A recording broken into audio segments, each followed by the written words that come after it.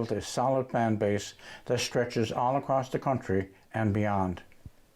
Their performances not only highlight their exquisite harmonies, but also their memorable songwriting and storytelling abilities. And let's not forget their often comical onstage banter, which keeps their fans coming back for more. I hope you enjoy the interview.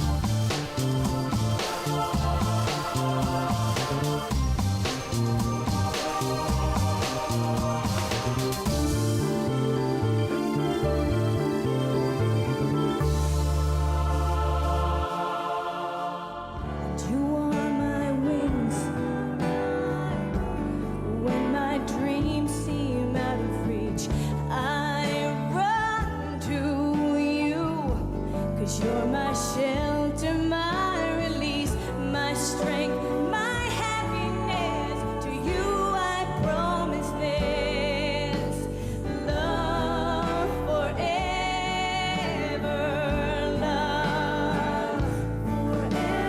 Your heart and mine, here by your side, forever yours, forever.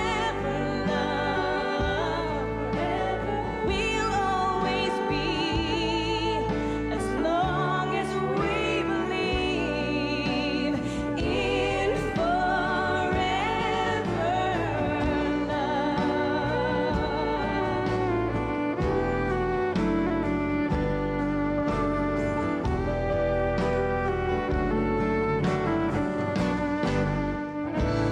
forever, your heart and mine, here by your side, forever yours, forever love. Hi, I'm Laura Coltis, your host for Arts Delight. Those images you just saw were from a 2002 documentary aired on Canada's national arts channel, Bravo. The documentary was on the Ennis Sisters, and by that time the girls were well established in Atlantic Canada and were getting to be known much more across the country. When we return, we'll have an extensive interview with the Ennis Sisters, who will trace their very successful 20-year career. Ennis has just recorded their 13th CD, but it's been fun recalling how they recorded their first CD while still in school. So this is the 20th year you've been on the go. Yes. Pretty significant. I just keep on thinking about artists in general, and they want to make a career. It's really difficult to make it work at the end of the day. But I do remember certainly Karen and Teresa scooting out of class after at the Holy Heart of Mary and going down to the studio. Well, how do you look at that now when you look back at it? Well, at the time, I mean, it's just something we did, you know. It was exciting to be in the studio. Oh my gosh, sure, we fought for getting that CD for, what was a year, asking Dad, please, can we please make a CD? And then finally it's happening. Yeah. And so it didn't matter, like whatever it took at that point, right, to get that CD done. I remember, yeah, it was just really exciting, and it wasn't easy to make a CD in that time. You couldn't just plug in your computer and go. Like you can now. It was just, there was a lot of organizing and a lot of stuff had to go into making, and a lot of money too. It cost a lot of money in those days to make a CD. And but I just remember the excitement of it all, and you know, being in school and seeing my friends and thinking, oh my gosh, this is an experience, you know, that I'm getting to have here, and we just... you're not, so No. no, but I do. I remember. Thank you, Karen. No, but I do remember. I was in grade 12. Teresa was in grade 10, and we right after school we'd head down over the hill because we recorded there on Water Street in the old TD Bank building. Well, it's the TD Bank building, but there was a space in there Gary O'Driscoll had for recording, so that's what we do, and we'd stay there till 10 o'clock at night recording it. And everybody who was in the studio, we went in around October. It was everybody's first time. the producer, the engineer, our first time. And we, in our minds, we thought we'd be in there for 3 weeks, have it out by Christmas, make millions of dollars Christmas time. But that's not what happened. We initially recorded it wrong. Yeah. We didn't record with the click track. So that, of course, keeps everything in time. So we recorded the guitar and the vocals. And then when the drums and bass started coming on, it was all over the place. It was a big mess. So I remember Sonny Hogan at the time said, I can't put my name on this project. He said, you can put it out, but I can't put my name on it because it's terrible. Because everything was so out of time. It wasn't in time, yeah. So then we had to go back in after Christmas and re-record the whole. We had the whole project done, all the vocals, everything was done. Yeah. We had to go back in after Christmas and do it all Redo the over whole again. thing, yeah. So we recorded right up till May, and then we released in June. But what an experience! We were just we were thrilled that we were getting to actually get a CD and just all the opportunities that might come as a result of having that opportunity. Yeah. And hearing our song on the radio too. Well, we that released must be a some couple of exciting, singles. you It was know? very exciting. The first single from Red as a Rose was No Change in Me. That's right. By Ron Hines. And we were all in the car at the same time. We came on VOCM, and I remember we wound down all the windows and we turned it up on blast. And we're looking around to see if anyone else was singing along to it. They weren't, but we just thought it was so We cool. still felt it was definitely a nice Yeah, moment. Yeah. Yeah. So going from CD number 1 to CD number 13 was quite a journey. When we return, we'll touch on the highlights of that journey. Hi, my name is Bill Cultus, author of the book Revenge Finds a Home. The story opens up with a bird watcher walking through the woods, and he comes across a body that has an arrow through its neck. Then enters Inspector Bob Lynch. It's a very complicated investigation which goes from Newfoundland, British Columbia, Dakota, and down to Brazil. It's an intricate story, and I'm sure you'll enjoy it. If you want a copy, you can go to Amazon, Indigo Chapters, Flanker Press, or any fine bookstore in your area. Push me away and you know it. You should be ashamed and you show it now. Feeling better to know I'm better. I finally give it up on all of the things you say. You didn't love me. That was a cut from an earlier music video which was perceived as a step up the ladder to international success. Part of that far-reaching plan included a stint in Nashville. I do remember I interpret, the year, I'm going back again, the year you spent in Nashville. And it seemed like going for the golden ring. Okay, you're not in Newfoundland, you're stationed in Nashville. There's a whole bunch of other experiences, doing expensive videos. You're dealing with people who have an international reputation. Somewhere along the line you said, okay, we experienced it and it's not for us, let's go back to Newfoundland. Would it be right in saying that, how that experience is like that? Does that what happened? Well, we went to Nashville because that was the next logical step. Yes. It was where we were headed. And we just finished recording a CD with Randy Scruggs, which again was an amazing experience. But in becoming a part of that world and that business, it takes a lot more than what we thought. And when people would ask us, well, what were your influences when you started? And we couldn't comment on anything in the country world or anything American or anything. It was sort of like a whole other world that we knew nothing about. And we knew we grew up with Irish Newfoundland roots, and that was, even in our show, we kept going to those songs. It was our comfort zone. And, it was during that time when I thought, well, that's what we need to do. We need to do that. And if we're going to stay in the music business, we need to bring our music back around to what feels the most comfortable when we're on stage. So that makes us excited every day. And I think that's, at the end of the day, that's what makes us unique, is telling stories of our history and our culture and everything, because that's what we know. And to go into the country world, we know nothing about, with other musicians who know all about it. It's so much competition there that you're not unique anymore. You lose your personality. So we thought the best thing for us to do is sing what we know and do what we know, and we'll be more successful, because that's what made us successful to begin with. Yeah. I think in general terms, Newfoundland was going through a change then too. I think there's, I just think of Newfoundland writers, songwriters, actors and everything like that. It was just sort of an explosion and a sense of, well, we don't have to go away. We can operate out of Newfoundland, because Newfoundland now is starting to become certainly well recognized in Canada and even outside. So it must have been, Karen, it must have been a sense of, yeah, we can do this in Newfoundland. Definitely, and it's amazing. And doing what we do, we're more in the folk traditional world now. But people want to hear stories of Newfoundland and Labrador. They love it. And if they haven't, at the end of our show, they kind of get a history, a cultural history, just from our music and the stories we tell.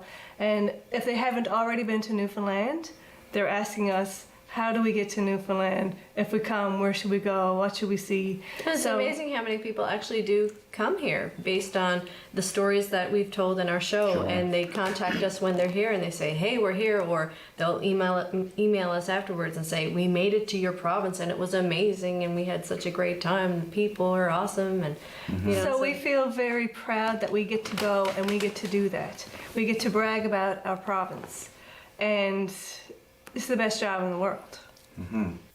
And we got lots to brag about. Of course, we're here at the gallery. We kind of go through the same thing. First thing we say, this is traditional, not this is original Newfoundland art, and they all say, "Holy jumping, this is really good, good as anywhere you see, right?" Absolutely. So I mean, that's kind of nice. But it wasn't always like that in Newfoundland. I suppose in the '60s we're just starting to. We knew it was there. But I think it took the artists to really push it and get it out there. They started doing their plays, going across the country, and like yourself, singing. And we like people, to take credit for that. well, there's no doubt. But there's no doubt. All of a sudden, people say, "Yeah, I saw the Ennis girls in somewhere in Ontario. They were just great, And you don't realize how unique our culture is and the people here are until you do go out. And that's why it's so charming when people come here. It's this little island in the middle of the North Atlantic, and especially in rural Newfoundland, you're getting places that are pretty untouched as far as the dialects and the traditions that they have, and outside influences. Yeah, it's pretty unique. So people come here and they find that so charming, and it's just a really fun thing to watch people come here for the first time and experience it for the first time. Times come again no more. As we sing worth and beauty and music bright and gay, there are frail forms fading at the door. Though their voices are silent, their pleading looks will say, oh, hard times come again no more. There's a song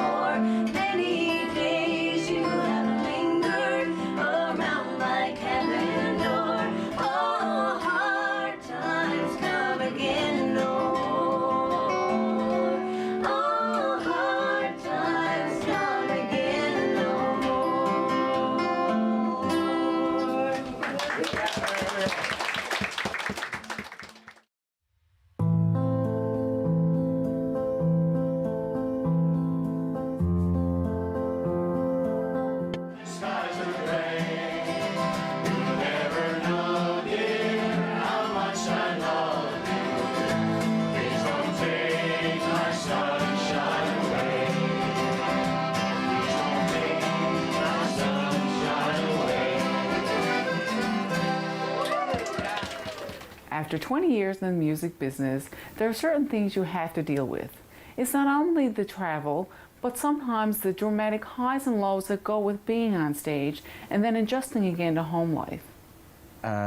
It's been 20 years, Yes. and Fabulous. If I do say so myself. but you know, it's been an evolution for all of you. Yeah. You know, and I notice it very much with yourself in terms of you started singing, but now you're doing other things. You're telling stories. You're cotting around. You know, and it makes for a great evening of entertainment. How did all that happen? Was there a slow evolution? It was slow, but I mean, I was so shy.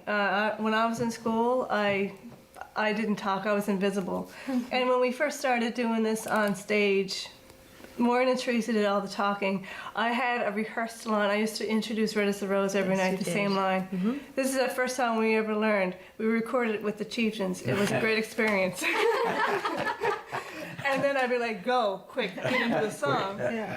And then Teresa took some time off. And so while Maureen's tuning the guitar, there's dead ear. That's right. So that's when I kind of had to step up, and I just we just started to figure out, we had to figure out what could you say. Yeah, I just started cotting around, just started telling We them. found some recitations, you started to learn those, a couple of jokes. In the beginning, they were just, we found them. And then from that, Karen started to find herself, this monster started to happen. Well, you just had fun. It's because it's my personality. It's it's who I am. We People that always know- knew Karen was that person. Yeah, if people Anybody know who knew me- Karen knew she was that But person. you're just so shy on stage to do it. Shy. Yeah. So charming. And yes, and just because you don't know how people are going to react, you're just terrified that you're going to make a fool out of yourself. You don't care anymore. I don't care if I make a fool out of myself. But you know, and it's one thing. I remember we were at the Colorado Music Festival, and Natalie McMaster was on. And it wasn't just music. It was a show. It was entertaining. It was the things she said, the things she did. Anybody can get up and sing. It's funny because that's what I think about. I looked at Natalie that time and I thought, my energy is nowhere near that. And I remember thinking, that's where that's where you have to reach for. So it's the same show. entertainment business. You have to entertain. So Maureen will sing a song that will make you cry. And then I'll tell a joke that will make you cry equally as hard because you're laughing. On the other side of things. Happens all the time. Yeah.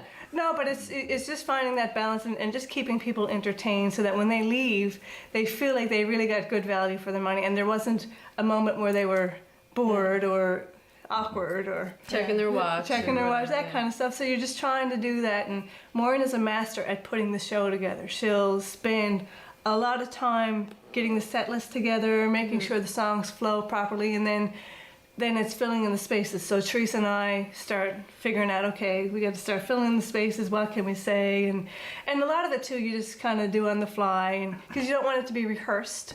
But Be yourself. It's just So you have a your guide, personality. yeah.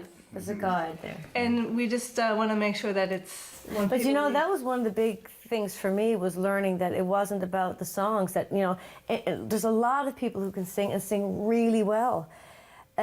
But it's where you present, how you present it. And so I started to realize that the show was the most important space for us. And then we clipped in our songs into the show. And like even when I write now for the Ennis Sisters, I'm aware of the show being the most important thing with the audience and what they're looking for. And then we just start to clip in our songs to entertain through the show. You know, and that was a big key for us, I think, than just standing up and singing another song. Because there was nothing really in, I mean, it was good. There was three sisters singing harmony and it was lovely. But what else? How could we present it better? So we started to work harder on the show. When I think of the 20 years, I think of that terrible word travel, and it must be exhausting at times, especially if you're going to Elliston. Yeah. No, sometimes it's well, the actual getting there is tiring sometimes, but you know, when we're in the actual towns, I mean, I love it. I love getting up and eating at the local restaurants and shopping in all the towns. I mean, I love it. And I love the people that we've met along the way. It does, after about 3 or 4 weeks, I find at that mark, about the 3-week mark, still living out of my suitcase, trying to find something for a show or something. Sometimes that's a little bit difficult, but the three of us are in the same boat. And we sort of know how to read each other, and I'm so grateful for that, because if I'm having a bad day, Karen will know how to read that. More like Teresa will know how to, when you're having a bad day, not if. It's more when. More when. I you're can't having a argue bad that. day. That's right. There will be, there will be moments. It's just a Absolutely. question of how many. That's right. No, but there's times when, and we just know how to read each other when we're on the road. And But I read an article and it talked about that, about musicians being out on the road, because every night you're performing and It's immediate feedback. It's immediate feedback, and it's just all this hype and energy and excitement. I mean, after a show, we're on cloud nine. It's so exciting, and then so when artists get off the road and it just stops, there is definitely a period of Adjustment. like what just happened? Yeah. How do I get that drug again? I need that. no, but it happens every year, Yeah. and you sort of get a little. I know it's coming, and so I have a little bit more, insight into what I need to have happen in that period of time. But it definitely happens every year, and you have it before we leave. So Yeah. So the way things are now, I mean, do you think, you don't have any set plans? You know, you're going to be engaged in doing shows. Is it anything more than that, or am I being too kind of patterned or formatted? As far as our touring year, you mean? Or? Well, I'm just thinking, during the year, right? You're going to go on tour with this, and do you see anything unusual coming up, or do you just sort of? Well, our Christmas tour is pretty standard now. So Right. usually the middle of November, right till we know that's going to that's happening every year, which is great as artists to know that that's something you can depend on. Count on, yeah. But for 2018, we can look forward to releasing the release of our brand new record and touring that and supporting that, festivals, and doing some gigs overseas as well. We're doing Yeah, a we're- UK tour. We're trying to open markets over in Europe now. So we're that's something that's very exciting. We've never really had a concentrated effort on doing that. So we're looking forward to that. And with a new CD comes new opportunities. So once we get the CD done, mixed, mastered, and in our hands, we're going to be able to send it out in the world. And usually there's opportunities that come out of that you wouldn't get unless you had a project, So, but we do, we know pretty much what next year looks like. We know what Yeah. 2018 will look like with our schedule, which is pretty good. Involves a lot of money. A lot of travel. Won't have to sing another note for the rest of your life. Yeah. Anyway, well, it's been a great interview, I must say, really enjoyable. And I'm glad to see you're all still together. Hope you enjoyed the show. Before we go, though, let's listen to a bit more of the girls singing with Sean Sullivan at Sullivan's Songhouse in Calvert. I had to have everything I told you when I wrote, but now I've won the putting left for Paddy McGinty's gold. Off the west coast of Ireland, one morning there was steam, played a sandy pipe stab a German submarine. The Coast Guard and the whole me fell over in a fit, and now says Paddy McGinty's gold, just time to do me bit.